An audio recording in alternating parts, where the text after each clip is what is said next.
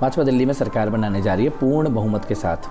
आज यमुना की जो समस्या है दिल्ली की, उसका वो फेलियर अरविंद केजरीवाल की है। प्रयागराज में हो सकती है तो दिल्ली में यमुना क्यों नहीं हो सकती?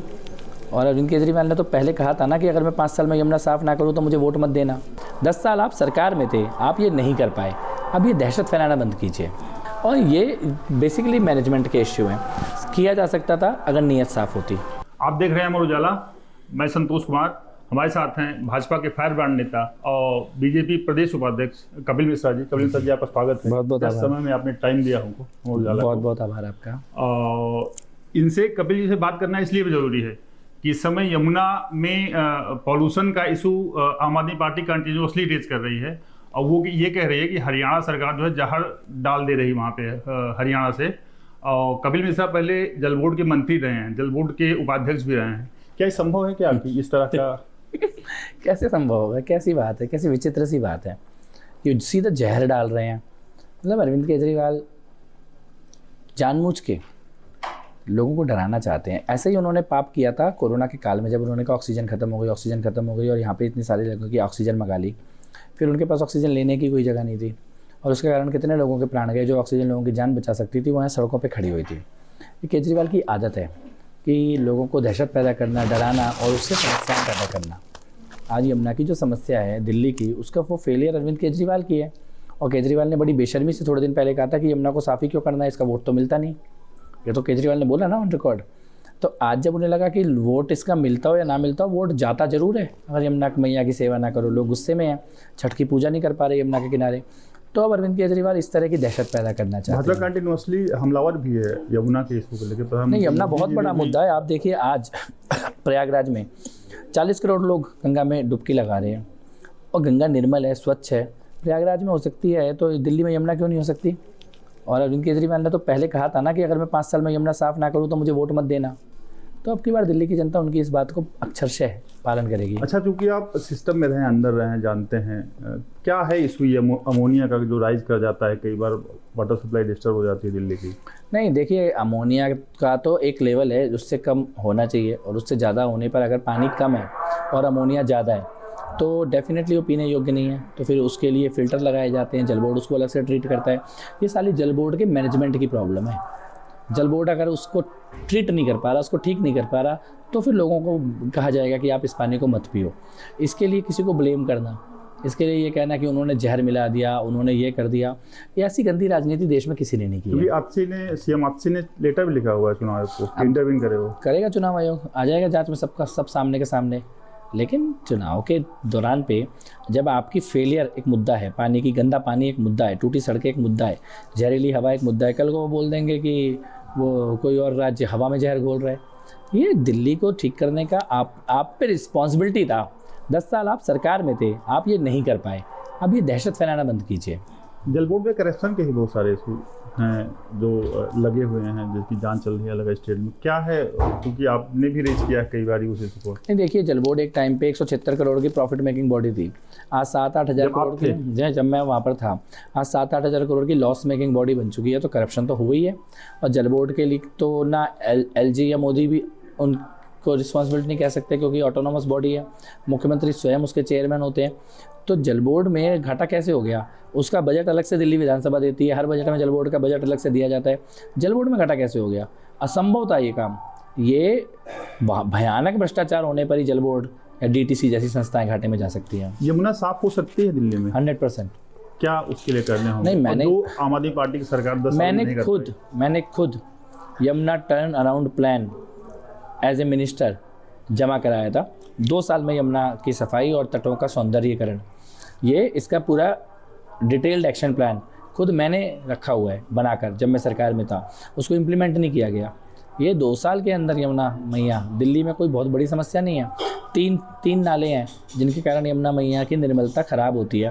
वो 3 नालों का पानी ट्रीट होने के बाद ही यमुना में जाए। उसके बाद लोगों को यमुना से जोड़ने का काम, सामाजिक जागरूकता का काम, और ये बेसिकली मैनेजमेंट के इश्यू हैं, किया जा सकता था अगर नीयत साफ़ होती। कैंपेन धीरे धीरे लास्ट स्टेज में जा रहा है। इस समय तो 2 सवाल हैं इसमें, क्योंकि आप भी कैंडिडेट हैं, करौली में चुनाव लड़ रहे हैं। तो भाजपा दिल्ली में खुद को कहाँ देख रही है, और दूसरा आप अपनी कॉन्स्टिट्यूएंसी में खुद को कहाँ देख रहे हैं? भाजपा दिल्ली में सरकार बनाने जा रही है पूर्ण बहुमत के साथ। और करावल नगर विधानसभा को हम एक अच्छे मार्जिन से जीतकर प्रधानमंत्री मोदी जी को देंगे।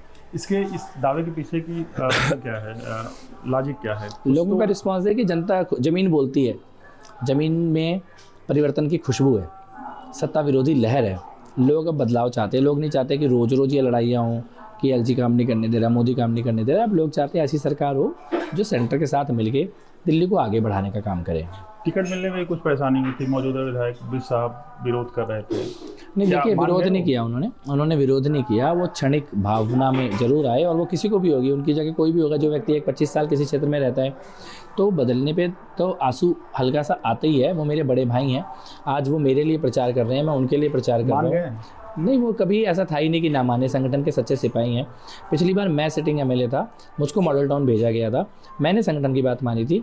इस बार उनको मुस्तफाबाद भेजा गया है। भारतीय जनता पार्टी दोनों सीटें जीतना चाहती है, मुस्तफाबाद भी और करावल नगर भी, और पार्टी की रणनीति है और वो रणनीति कारगर भी है। इस बार मुस्तफाबाद से बिजली जीत के आ रहे हैं और करावल नगर में भी भाजपा जीत रही है।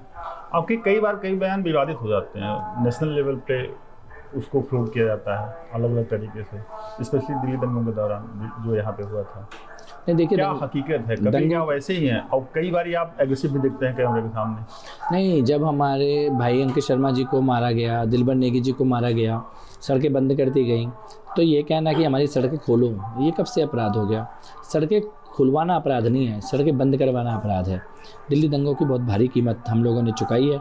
मैं हिंदू दंगा पीड़ित परिवारों से मिल के भी आया हूँ, और मैं ये बात कह सकता हूँ कि ये दुर्भाग्य का विषय है कि और पार्टियों के लोग उन दरवाज़ों पे आज तक सांत्वना देने के लिए गए नहीं हैं।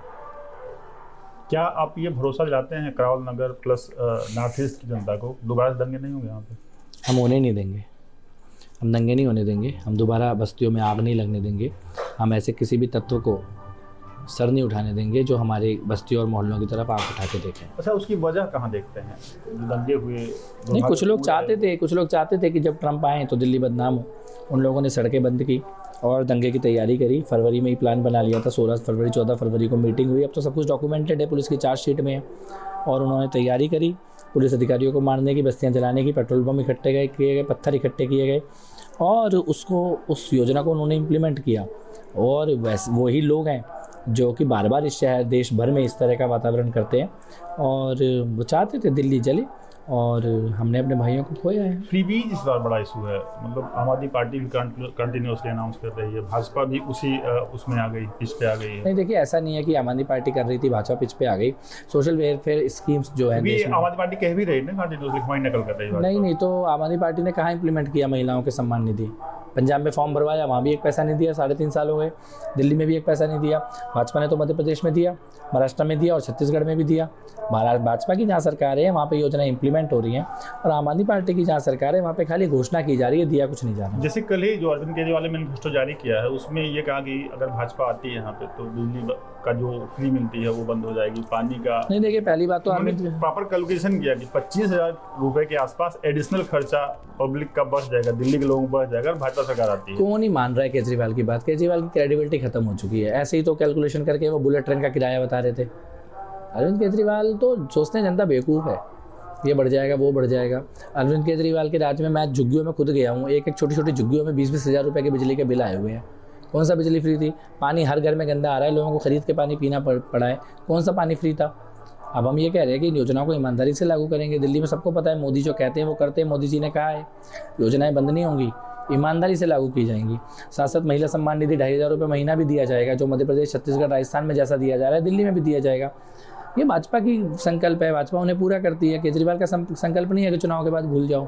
करावल नगर तो हमें लगता है कि आपका अपना घर भी है कि माता जी आपकी यहाँ से रही हैं, आपने पॉलिटिक्स में आने के पहले यहाँ बहुत काम किया है, स्पेशली सोनिया विहार इलाके में, या मदन बुखादा वाला जो गांव एक है वो इलाके में।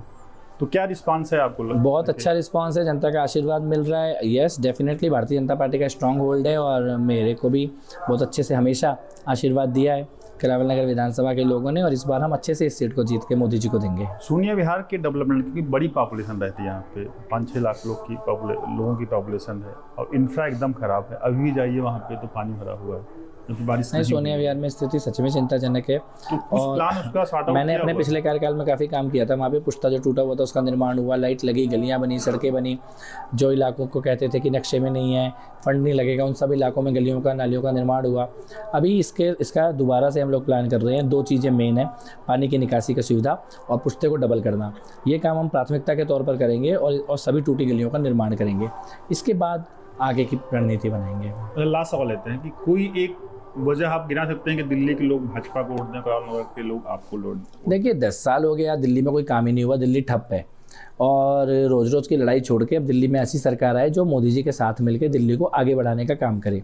अब यहाँ पे एक भ्रष्टाचार, शीश महल, शराब के ठेके, इनको छोड़कर अच्छी सड़कें, साफ़ पानी, साफ़ हवा, साफ़ यमुना, इसकी राजनीति होनी चाहिए। और ये केवल भारतीय जनता पार्टी दे सकती है मोदी जी के नेतृत्व में। और करावल नगर विधानसभा के अंदर भी हर बार यहाँ से कमल खिलाए। और जब पूरी दिल्ली कमल के फूलों की माला प्रधानमंत्री मोदी जी को भेंट करेगी तो उसमें सबसे बड़ा कमल करावल नगर का होना ही चाहिए। कल पीएम साहब हैं यहाँ पे आपकी कॉन्स्टिट्यूएंसी में? कल प्रधानमंत्री जी की जनसभा है और हम सब लोग उसकी तैयारियों में लगे हैं और हज़ारों लोग उनको सुनने भी जाएंगे। और मुझे लगता है एक नई ऊर्जा का संचार निर्णायक ये कल प्रधानमंत्री जी के संबोधन के बाद होगा। थैंक यू जी, आपने टाइम बहुत दिया, आभार, बहुत धन्यवाद आपका। बहुत आभार आपका। तो जैसा कि आपने देखा कपिल जी ने वो हर सवाल का जवाब दिया है जिसको हमने इनसे रेज किया, और विभागीय से जिसके लिए जाने जाते हैं उसी का जवाब दिया है। अभी के लिए बस इतना ही। मैं संतोष कुमार, अमर उजाला के लिए नमस्कार। अमर उजाला जीवांजलि के सारथी की मदद लें और महाकुंभ में स्नान जरूर करें।